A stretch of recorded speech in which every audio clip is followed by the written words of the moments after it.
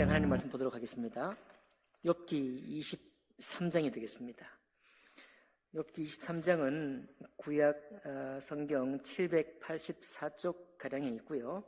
오늘 봉독은 23장 1절부터 10절까지 합독으로 봉독하겠습니다. 욥기 23장 1절부터 10절까지 말씀입니다. 네, 다 찾으셨나요? 같이 읽겠습니다. 시작. 욥이 대답하여 이르되 오늘도 내게 반항하는 마음과 근심이 있나니 내가 받는 재앙이 탄식보다 무거움이라. 내가 어찌하면 하나님을 발견하고 그의 초소에 나아가랴. 어찌하면 그 앞에서 내가 호소하며 변론할 말을 내 입에 채우고 내게 대답하시는 말씀을 내가 알며 내게 이르시는 것을 내가 깨달으랴. 그가 큰 권능을 가지시고 나와 더불어 다투시겠느냐? 아니로다. 도리어 내 말을 들으시리라. 거기서는 정직한 자가 그와 변론할 수 있은즉 내가 심판자에게서 영원히 벗어나리라. 그런데 내가 앞으로 가도 그가 아니 계시고 뒤로 가도 보이지 아니하며 그가 왼쪽에서 일하시나 내가 만날 수 없고 그가 오른쪽으로 돌이키시나 배울 수 없구나. 그러나 내가 가는 길을 그가 아시나니 그가 나를 단련하신 후에는 내가 순금같이 되어 나오리라. 아멘. 말씀과 예배를 위해 기도하겠습니다. 하나님 아버지, 시시때때로 그리고 우리 각 사람의 처한 형편과 처지를 따라 참 그 상황에 맞게 또 주님께서 때로는 교훈의 말씀을, 때로는 위로의 말씀을, 때로는 징계의 말씀을, 때로는 책망의 말씀을 우리에게 주심을 감사합니다. 그 모든 것이 우리의 마음과 하나님의 마음이 함께 응함으로 우리를 여러 가지 어려움과 환경 속에서 건져내시고 하나님을 계속해서 새롭게 바라볼 수 있도록 하신 것을 인해서 감사합니다. 소망의 하나님이 항상 우리 곁에 계시니 주님과 늘 동행하는 저희들의 삶이 될 수 있도록 축복해 주옵소서. 예배의 시종을 주님께 의탁합니다. 예수님 이름으로 기도했습니다. 아멘. 네, 오늘 욥기 23장을 통해서 정금 같은 믿음의 사람이라는 제목으로 하나님 말씀 나누겠습니다. 이 정금 같은 믿음의 사람, 오늘 번역은 순금같이라고 되어 있는데 이 번역, 이 제목이 무색하게 오늘 욥은 억울합니다. 그냥 억울한 게 대단히 억울해요. 여러분 읽자마자 오늘도 내게 반항하는 마음이 있다고 그랬잖아요. 번역에 따라 다르지만 이 하나님을 향해서 반항한다, 반항하는 마음이 있을 만큼 억울하다. 다른 번역에는 억울하다, 억울한 마음이 있다라고 되어 있습니다. 억울해서, 너무 억울해서 반항할 마음이 날 정도로 그만큼 욥은 지금 억울한 것입니다. 그리고 근심이 있는데 이 탄식을 해도 풀리지 않는 무거움이 있다고 했습니다. 2절에 보니까요. 그러니까 우리가 보통 수다를 떠는 이유는 뭡니까? 그동안 쌓였던 가슴을 많이 수다를 하고 내가 흉보지 않을, 다른 허물하지 않을 친구에게 내가 내 사정을 고백하고 나면 마음이 후련해지지 않습니까? 마음이 후련한 적이 없습니까? 마음이 후련해지죠. 갱년기를 지난 남자들도 수다를 많이 떨어야 됩니다. 수다가 필요해요. 수다는 우리를 마음에 쌓인 감정, 여러 가지 사건들로부터 우리를 구출해내는 은혜가 있어요. 근데 욥은 어느 정도인지 이 받은 재앙이 너무 크기 때문에 탄식을 막 쏟아내도 탄식보다 욥이 받은 재앙이 너무 무거우니까 항상 남아있는 거예요, 탄식이. 여러분 가운데 이런 사람이라고 고백하지 마시기 바라요. 욥 같은 사람이 있습니까? 없죠? 네. 내가 욥 같은 마음은 있을 수 있지만 어쨌든 내 하는 탄식보다, 날마다 하는 탄식보다 내가 받은 재앙이 더 무겁다. 그런데 이제 이렇게 고백할 수는 있죠. 그만큼의 재앙과 어려움은 아니라 할지라도 내 마음이 그런 걸 어떻게 하겠습니까? 내 마음이 그렇다고 하면 이런 경우가 있다고 생각이 돼요. 여러분도 저도 억울한 적들이 있지 않습니까? 내가 생각할 때 아무리 생각해도 내가 이 정도로 어떤 대접을 받아야 할, 내가 이런 어떤 그 대우를 받아야 할 이유가 없다. 그런데 그것이 충격적인 거죠. 내가 받은 대우가. 뭐 회사에서 면직이 된다든지 갑자기 자리가 없어진다든지 이런 것들 통틀어서 말이죠. 많은 것들이 우리 일생에서 아무도 그런 그 억울한 일, 정말 너무 억울해서 마음에 그 반항하고 싶기까지 한 그 마음이 없어 본 적이 없습니다. 우리는 모두가 다 그런 인생길을 걸어가는 거죠. 그래서 우리가 교회 다닐 때 처음에는 친구 따라오기도 하고, 교회에 가서 위로받으려고 오기도 하고, 또 마음에 평안이 있다고 찾아오기도 하고, 그리고 뭐 교회 1960년대 70년대 같으면은 신문물이 또 교회에 있으니까 참 멋있는 기타도 교회에 있죠, 마이크도 교회에 있죠, 피아노도 교회에 있죠. 너무너무 막 문화적으로 앞서 있으니까 그런 이유로 교회에 오기도 합니다.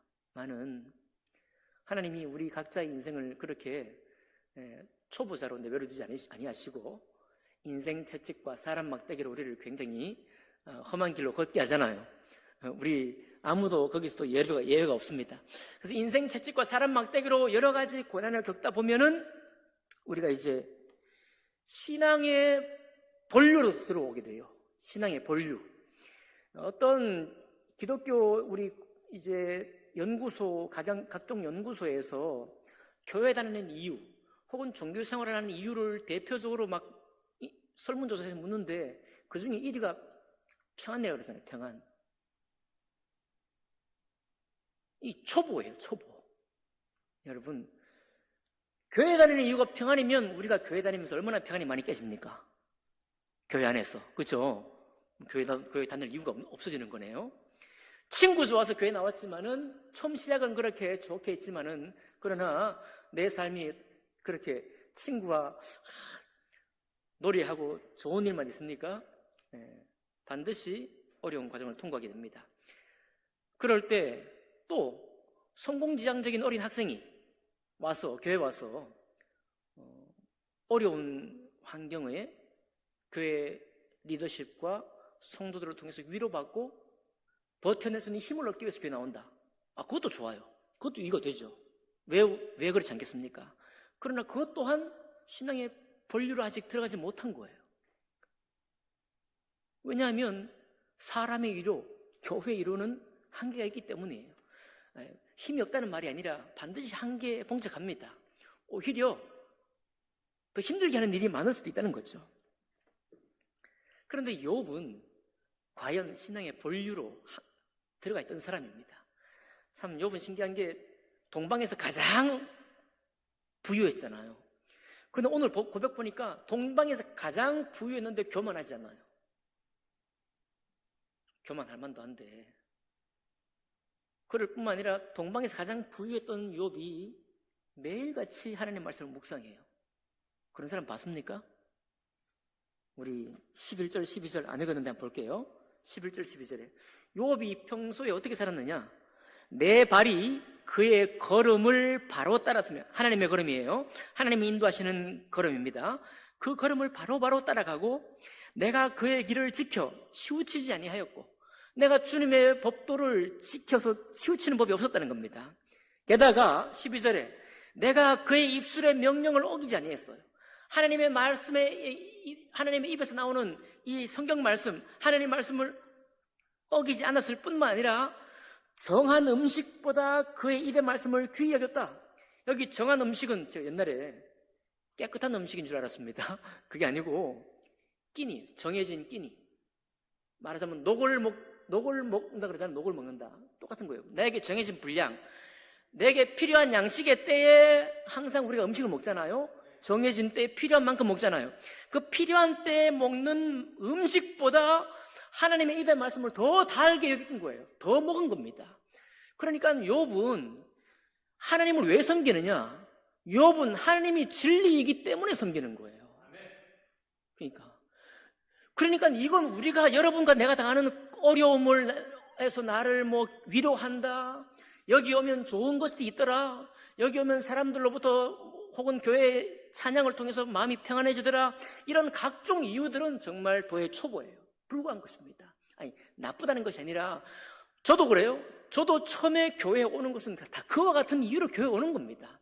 그러나 그런 이유만 붙잡고 있다가는 교회 생활을 오래 못합니다. 그거는 하나님 우리가 어렸을 때 젖을 먹이는 것 같은 그런 젖먹이의 신앙이고, 이제 성장하면서 인생 채찍과 사람 막대기로 많은 시달림을 겪고 신앙생활을 하는 가운데에서도 그런 어려움을 겪다 보면은 내가 도대체 왜 교회를 다니느냐, 내가 왜 하나님의 말씀을 왜 묵상하느냐, 이유가 점점 더 분명해지는데 그건 하나님의 진리이기 때문입니다. 여러분, 욥이 이렇게 부자요, 수많은 사람들을 거느리고 있는데 굳이 뭐하러 하나님 말씀을 그 산의 진미를 매 끼니마다 먹고 많은 사람에게 나눠주면서 정말 이 삶을 누릴 수도 있는데 그 먹는 끼니보다 하나님 말씀을 더 귀하게 먹고 있었을까요? 욥은 알고 있는 거예요.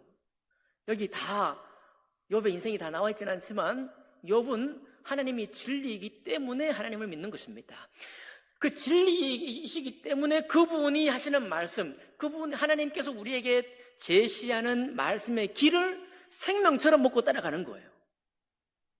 거기에는 조건이 없는 겁니다. 거기에는 이 땅에서 겪고 있는 여러 가지 어려움들 때문에 내가 이것을 멀리해야 될 조건들이 없는 거예요. 이게 바로 욥이 여러분과 저에게 도전하는 정금 같은 믿음의 사람의 신앙입니다. 우리가 그런 신앙으로 다 들어가고 있지 않나요? 그렇죠?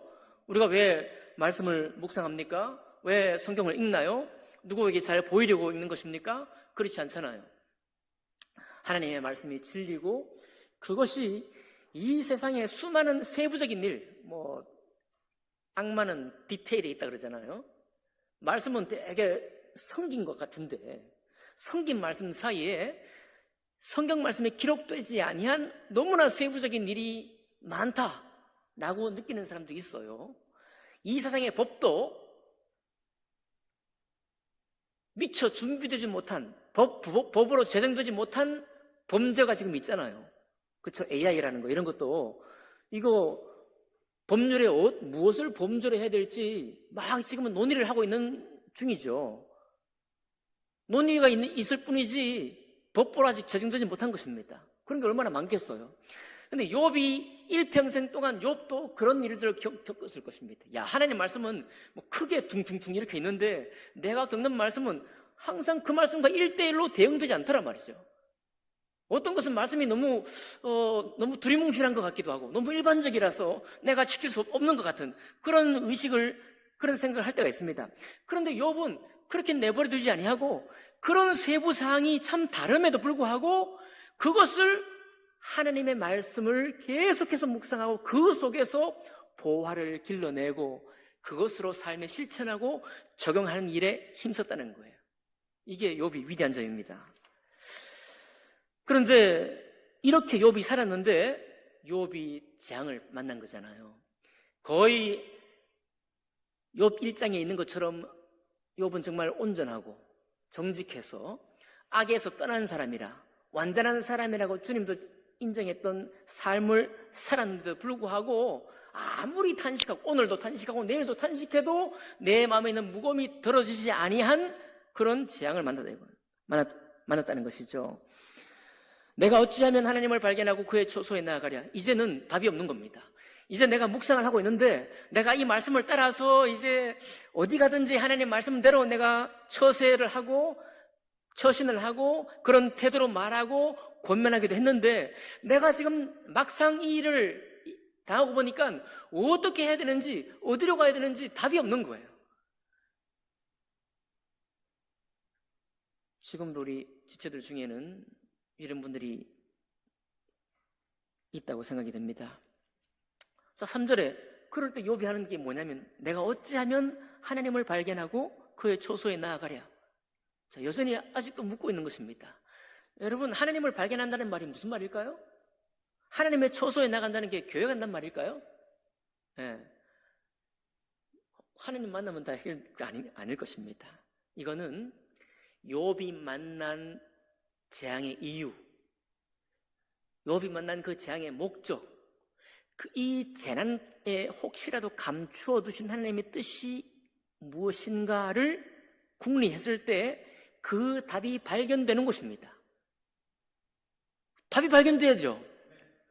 여러분, 우리 옆에 우리 밭농사 하시는 분이 농사를 정말 잘 짓습니다. 야, 정말 제가 장난처럼 하는 사람 말고 상추하고 뭘 심어 놓고요, 검은 비닐 덮어 놓고 거기다 또 빨리 잘 자라라고 냉해 받지 말라고 흰 비닐로 그 위에 다시 얹어 놓고 2겹, 3겹 얹어 놓고 남들보다 좀 더 빨리 자라서 땅 속에 열매가 더 많이 맺히라고.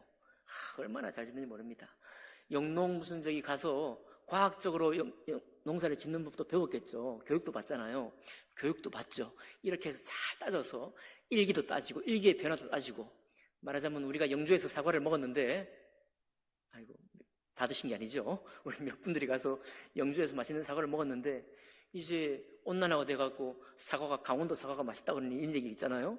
그러면 철 따라 이 세상의 변화를 따라서 짓는 그 농법이나 농작물도 달라야 하니 농사는 정말 예술입니다. 그렇죠? 이 정도 되면은. 그러니까 이게 지금 내가 어찌하면 하나님을 발견하고 그의 처소에 나가랴. 이 욥은 재난을 만났지만 우리는 재난 만나지 아니했어도 우리가 하는 모든 일에 대해서 그 이 일에 하는 이유, 이 일의 목적, 이 일의 어떤 그런 이치, 깊은 이치, 이런 것을 헤아리고 궁리하고 찾아 나아가는 것 자체가 바로 하나님을 발견하는 것이고 그분의 처소에서 그분과 대화하는 것과 같은 것입니다. 사실은 좀 낫습니까? 과학자들이 뭐 천문학을 연구하고 뭘 연구하잖아요. 이 땅을 연구하고 그 연구에서 그 속에 있는 이치와 원리를 발견하려고 하는 것, 바로 그런 태도로 하나님을 찾는 거예요. 자, 그러니까 왜 제가 그리스도의 도의 초보라고 아까 말씀드렸는가 하면 하나님이 말씀이 진리고 하나님이 진리시기 때문에 이 말씀을 우리가 그저 빠른 속도로 통독할 수도 있지만은 하나님 말씀을 읽는 그 깊은 목적이 있다고 한다면 하나님의 말씀 속에서 이 세상의 여러 가지를 만나게 될 사건들과 사람들과 일 속에서 하나님의 궁극적인 이치를 찾고 또 발견하고자 하는 소망이 있기 때문에 그렇습니다. 그래서 우리가 욥은 이것을 갑자기 재난을 만나서 하는 게 아니에요. 그렇죠? 이 재난을 만나서 갑자기 하나님 말씀을 묵상한 게 아니고 평소에 늘 하나님 말씀을 음식처럼 먹고 궁리하고 그 속에 있는 하나님의 뜻을 찾아 나서고 그리고 실천하면서 자기에게 쌓아왔던 겁니다. 그럼에도 불구하고 이 반항심이 생길 만큼 억울한 일을 만난 욥을 우리가 오늘 보는 것입니다. 계속 볼까요? 어찌하면 그 앞에서 내가 호소하며 변론할 말을 내 입에 채우고 내게 대답하시는 말씀을 내가 알며 내게 이르시는 것을 내가 깨달으랴. 이거는 지금 원망이 아니고요. 욥이 지금 하나님 말씀을 묵상할 때 이런 태도로 묵상한다는 겁니다. 어찌하면 내가 그 앞에서 호소하고 하나님 말씀은 이런데 어떻게 이런 일이 있을 수 있습니까? 라고 그냥 막 내지르는 게 아니고 말씀은 여기 있고 지금 상황은 이렇게 되어 있는데 이 말씀과 이 상황이 어떻게 연결이 됩니까? 라고 궁리하고 묻는 겁니다. 찾아 나가는 거예요. 어찌하면 그 앞에서 내가 호소하고 변론할 말을 내 입에 채우고 악의가 맞지 않으면 하나님 말씀하고 내가 지금 만나고 있는 이 사건이 악의가 맞지 않으면 왜 맞지 않는지를 깨닫기 위해서 애를 쓰고 있는 거예요. 이것이 하나님 말씀을 묵상하고 궁리하는 태도요.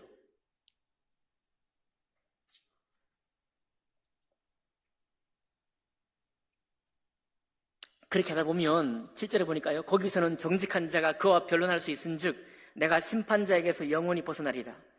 자, 하나님한테서 벗어나겠다는 말이 아니라 나에게 지금 재앙이 왔죠. 이 온 재앙이 여러분 욥이 7딸이 다시 살아날 가능성이 있나요? 세 아들이 소생할 가능성이 있나요? 없잖아요. 지금 욥 눈앞에 완전히 다 사라져버린 재산이 다시 복구될 수 있는 여망이 있나요? 그게 있어야 복구되는 거 아닙니까? 그게 다 찾아져야 욥이 해방되는 거 아닌가요? 아니에요. 이미 그것은 이질해져 버린 겁니다. 회복될 수 없는 거예요. 그러면 어떻게, 무엇으로 심판자에게서 벗어날 수 있고 구출받을 수 있습니까? 목적과 이유, 내가 이 일을 겪게 된 그 목적들이 깨달아질 때 나는 이 탄식할 수밖에 없는 이 무거운 재앙으로부터 구출되는 거예요. 보상받아서 구출되는 게 아닙니다. 7달이 다시 돌아와서 내가 보상받는 게 아니에요. 이것은 이미 없어져 버린 것입니다. 그런데 내 마음에 해명되지 않은, 해갈되지 않은 이 마음으로부터 내가 구출되어야 되는 거예요. 욥이 지금 그 얘기를 하고 있는데 8절 9절은 더 답답한 곳으로 들어갑니다. 8절 9절 볼까요? 그런데 내가 앞으로 가도 그가 아니 계시고 뒤로 가도 보이지 아니하시고 왼쪽에서 일하시나 내가 만날 수 없고 그가 오른쪽으로 돌이키시나 배울 수 없구나. 이것 역시 같은 내용입니다. 하나님이 어디 계신가 하고 환상 중에 주님 보려고 지금 노력하는 게 아니고, 여기 앞으로는 원래 동쪽이에요. 히브리 말로 동쪽입니다. 동쪽으로 가도 그가 없고, 뒤로는 맞습니다. 제가 여기 적어놨는데 다 볼까요? 앞으로는 동쪽이고요, 뒤로는 서쪽인데 어떻게 하셨어요? 뒤로는 서쪽입니다. 그 밑에 9절의 왼쪽은 북쪽이에요. 북쪽. 그 다음에 오른쪽은 남쪽입니다. 그러니까 동서남북 사방으로 내가 찾아 헤매고 나아갔어도 그분이 안 계신다. 이 말은 뜻을 모르겠다는 거예요. 까닭을 모르겠다는 것입니다. 아무리 내가 지금까지 그렇게 매일마다 읽고 묵상했던 그 말씀으로부터도 답이 없고, 내가 궁리하고 묵상했던 지금까지 묵상했던 힘을 가지고도 뜯어봐도 해결이 안 되고 없다는 거예요. 그런데 이런 상황에서 욥이 안 말라 죽은 게 신기하죠. 욥이 우리 한국 사회에 지금 너무 자살을 이루려고 하는데 너무 쉽게 쉬운 게 아니죠. 죄송합니다. 이런 말 하면 또 지탄받을 수 있어요. 그분의 그 정신적인 그 압박감은 너무나 커서 당해보지 않은 사람은 모른다고 해요. 되게 우리 심리학자들이. 그러니 죄송합니다. 어쨌든 이렇게 너무 힘겨운 상황에 있음에도 불구하고, 그리고 답도 없이, 우리 같으면은 내가 그동안 신앙생활을 헛했다, 이렇게 나올 수 있는 순간이죠. 내가 그동안 묵상을 왜 했나? 내가 그동안 하나님을 섬기긴 왜 섬겼나? 라고 나올 법한 대목입니다. 근데 바로 그 절정의 대목 순간에 욥이 하는 고백이 10절이에요. 너무 유명한 구절이죠. 다시 한번 읽어볼까요? 시작. 그러나 내가 가는 길을 그가 아시나니 그가 나를 단련하신 후에는 내가 순건같이 되어 나오리라. 아멘이죠. 그가 나를 단련하신 후에는, 이걸 우리가 보통 읽을 때 하나님이 어차피 아픈 만큼 성숙해지고 나에게 고통을 주신 데는 하나님의 뜻이 있겠지, 이런 이야기일 것 같은가 하면 아니죠. 그런 이야기일 것 같으면 욥이 이미 답을 얻은 거예요. 목적이 있겠지 하면 탄식할 이유가 없습니다. 그냥 받아들이고 하나님이 나를 어떻게 하시든지 치시고 볶든지 나를 그냥 두드려 패든지 나를 녹이든지 위로하든지 어쨌든 주님의 목적이 있다고 난 믿습니다 라고 나가면 되잖아요. 근데 목적이 있어요? 없어요? 없어요. 욥은 찾을 수 없었습니다. 아무것도 찾을 수 없는데 이 고백을 하는 거예요. 뭔지 모르지만, 그리고 이 교훈할 것이라는 생각도 없이 그분이 나를 시험하실 때, 이 시험이 언제 끝날지도 몰라요. 이 탄식이 언제 끝날지도 모를 상황 속에서 욥이 먼저 믿음으로 자기 마음을 정리하는 것은, 언제일지 모르지만 이 순간이 끝나면 내가 정금같이 나올 것이다. 그러면 그동안 뭘 한다는 거죠? 또 찾는다는 겁니다. 또 하나님께 나아간다는 거예요. 앞으로 가도 주님이 안 계신데 또 앞으로 간다는 겁니다. 옆으로 가도 안 계신데 옆으로 또 간다는 거예요. 뒤로 가도 안 계신데 또 뒤로 간다는 겁니다. 어떤 식으로든지 어느 곳이든지 또 이치가 깨달아지지 않으면 하나님 말씀으로 또 들어간다는 거예요. 내가 내일 아침에도 또 묵상한다는 겁니다. 내가 모레 점심에도 또 하나님 말씀을 읽는다는 거예요. 그 속에서 내 삶을 이끌어 주실 하나님의 진리를 내가 끝까지 찾을 것이다. 그러니까 이 시험이 보통 시험이 아니죠. 엄청나게 큰 시험인데도 그전에도 순금 같은 신앙을 가지고 있었지만은 이 해명되지 않는 이 시험 다음에도 여전히 그 속에서 내가 할 일을 생각할 때 나는 또한 순금이 되어 나갈 것이다 라고 고백을 하는 것입니다. 이 어마어마한 신앙이 아니겠습니까? 4월 4일 날 헌법재판소에서 엄청나게 큰 결론을 내리잖아요. 어떤 그룹은 땅을 치고 울 것이고 어떤 그룹은 환호성을 지를 것입니다. 그렇죠? 원리는 간단하죠. 죄 있으면 징벌받는 겁니다. 근데 죄냐 아니냐 이게 문제인 거죠. 그렇죠? 아마 밤잠을 잘 수 있을지 모르겠습니다. 그분들이. 제 추측컨대 이미 결정문은 다 끝났을 것 같아요. 이미 뭐라고 시위를 하고 뭐라고 지태를 해도 결정문은 마지막 문장까지 다 써져 있는 것 같습니다. 자, 그렇게요. 그런 굉장히 첨예하고 예민한 상황 속에 욥이 처해 있는데 욥이 이 상황에서 무엇을 선택하더라도 우리는 이해가 되는 입장입니다. 그런데 욥은 정금같이 달려나가는 것을 선택했어요. 욥에게는 그것 이후에는 선택이 방향이 없는 것입니다. 그는 뜻이 일정하시니 누가 능히 돌이키랴. 그의 마음에 하고자 하시는 것이면 그것을 행하시나니 그런즉 내게 작정하신 것을 이루실 것이라. 이런 일이 그에게 많이 있느니라. 자, 13절 14절은 뭐냐면 욥을 다시 주저앉히는 거예요.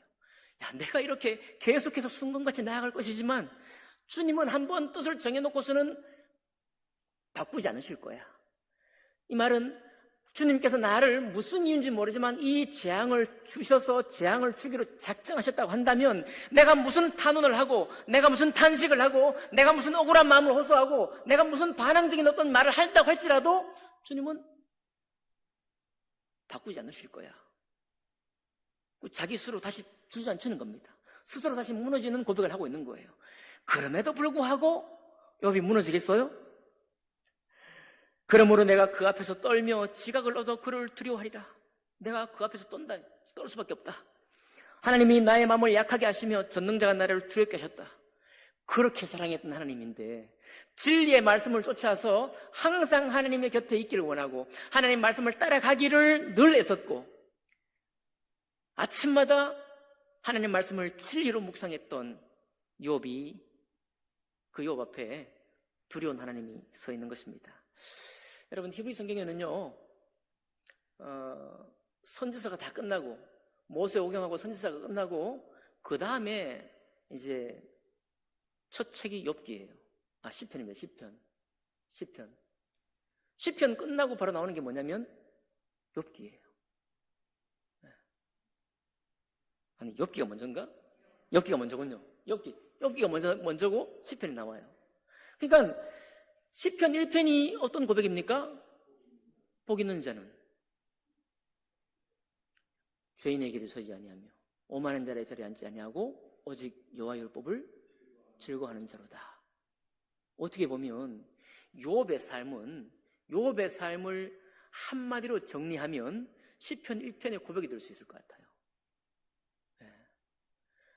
악인이 되어도 누가 뭐라 그랬어요?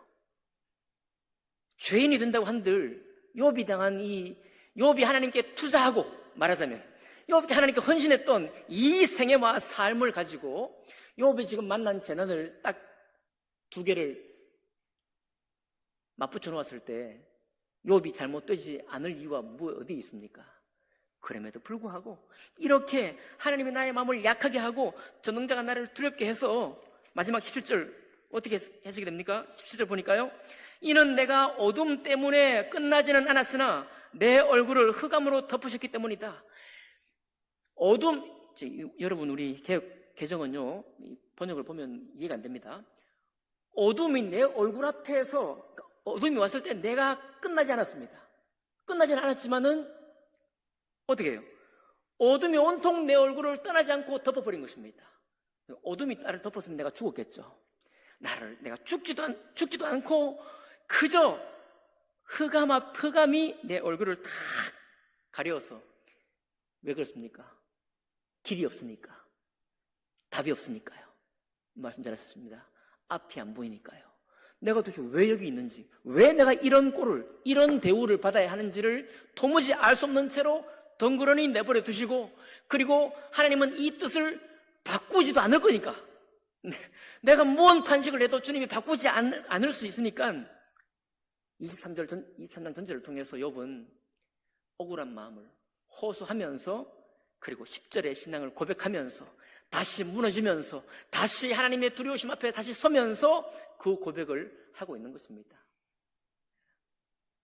롤러코스터죠. 욥.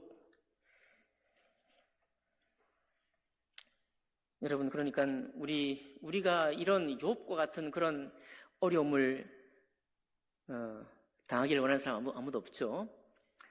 그러나 우리가 분명히 선택할 수 있는 건 있습니다. 그거는 여러분과 제가 하나님을 섬기는 것은 그분이 진리이시기 때문에 섬기는 것이고, 그분이 진리이기 때문에 그분의 말씀을 우리가 받을 때, 때로는 학자들처럼, 유대인들처럼 말씀을 가지고 우리 주의를 오해하는 것처럼 이렇게도 봤다가 저렇게 봤다가 뒤집었다가 엎었다가 할 수 있어요. 그거는 원래 우리 사람들에게 주신 특권 중에 하나입니다.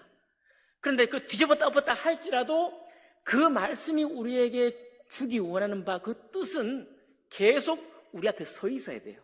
그리고 그것을 따라서 살기로 작정하고 또 작정하면서 나아가야 하는 것입니다. 이게 바로 교회를 다니는 목적이라니까요.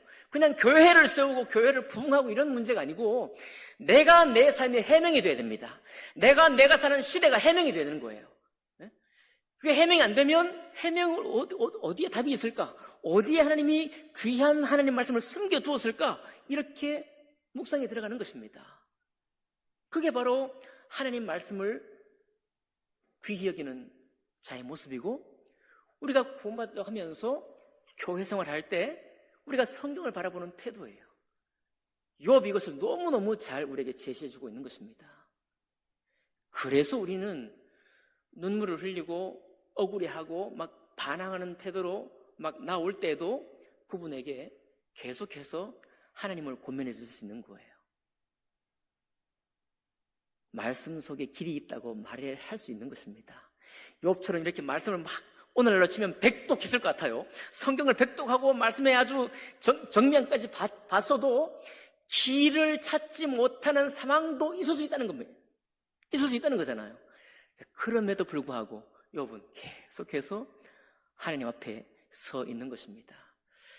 우리의 남아있는 생애가, 우리가 신앙으로 주님을 대하고 하나님 말씀을 귀하게 여길 날이 얼마나 오랫동안 있겠습니까? 얼마나 우리 앞에 이 신앙의 시간이 주어져 있을까요? 가벼운 마음으로, 부드러운 마음으로 이 하나님의 창조 세계를 누리기도 하고 즐기기도 하고, 또 수다를 떨면서 흉을 보기도 하고, 이런 인생에 사는 재미를 맛보기도 하는 가운데에서 여러분과 저는 욥을 통해서 배울 수 있는 정금 같은 믿음의 사람으로 세워지기를 원합니다. 그럴 때 우리가 주님 앞에 떳떳하고 당당하게 서게 될 것입니다. 기도하겠습니다.